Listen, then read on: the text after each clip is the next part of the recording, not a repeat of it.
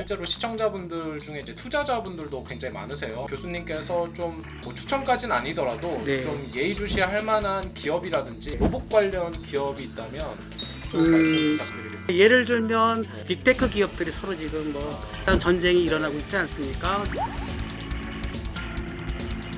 그러면 실제로 좀 이제 구체적으로 좀 그게 그려지진 않거든요. 인공지능이 네. 실제로 일상이 된다면 그 시대에는 우리의 삶이 또 어떻게 변할지도 궁금하고, 방금 말씀하신 그런 인공지능이 실제로 상용화돼서 우리의 인간의 삶을 어떻게 바꿀 수 있는지가 또 궁금합니다. 점점 좀 제조 경쟁력이 떨어지면 국가의 먹거리가 자꾸 힘들어지고 기업이 도태되어 경쟁력을 잃고 일자리를 못 만들어내면 국민들은 또 뭔가 실직 상태가 늘어나는 거고 젊은이들이 자기가 일할 곳이 없으면 외국으로 나가는 거 아닙니까? 그러니까 경제를 살리는 길은 어떻게 해서든 일자리를 많이 만들어내고 또 일자리를 많이 만들어낸다는 것은 기업을 살리는 거고요.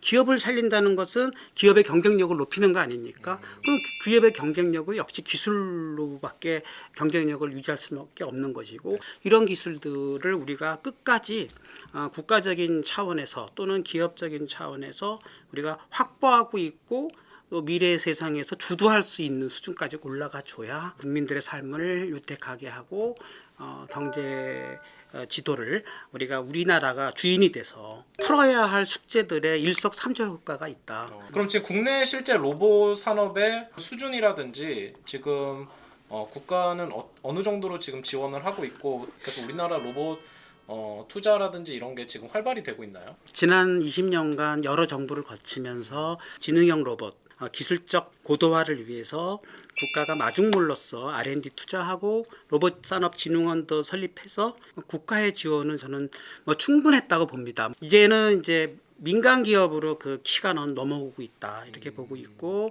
다만 이제 결과가 막상 그래서 로봇 산업이 우리나라에서 글로벌하게 경쟁력 있는 기업들이 많이 나왔느냐 이런 측면에서 봤을 때는 아쉬운 점이 있는 것은 사실인 대목입니다.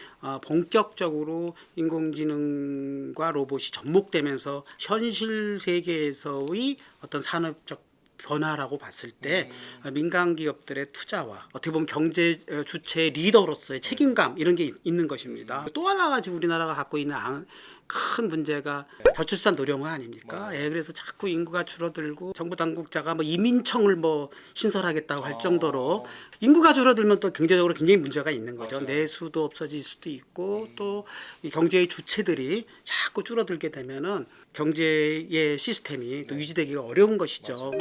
그러기 위해서 저출산 노령화 시대에 또 로봇의 역할이 좀 중요하다고 봅니다. 진짜 말씀 듣고 보니까 실제로 우리나라가 지금 초저출산 국가잖아요. 대체적인 요소로 이제 로봇이 또 중요할 것 같습니다. 실제로 시청자분들 중에 이제 투자자분들도 굉장히 많으세요. 교수님께서 좀 뭐 추천까지는 아니더라도 네. 좀 예의주시할 만한 기업이라든지 이게 네. 뭐 국내든 해외든 네. 로봇 관련 기업이 있다면 좀 말씀 부탁드리겠습니다. 예를 들면 네. 지금 빅테크 기업들이 서로 지금 구글, 사실상 아마존. 전쟁이 일어나고 네. 있지 않습니까? 제가 중소기업 중에서도 아주 뛰어난 앞선 기술력을 갖고 있는 기업들이 많습니다. 실질적으로 그 기술을 기반으로 해서 제품을 개발하고 서비스를 하는 기업들이 많습니다.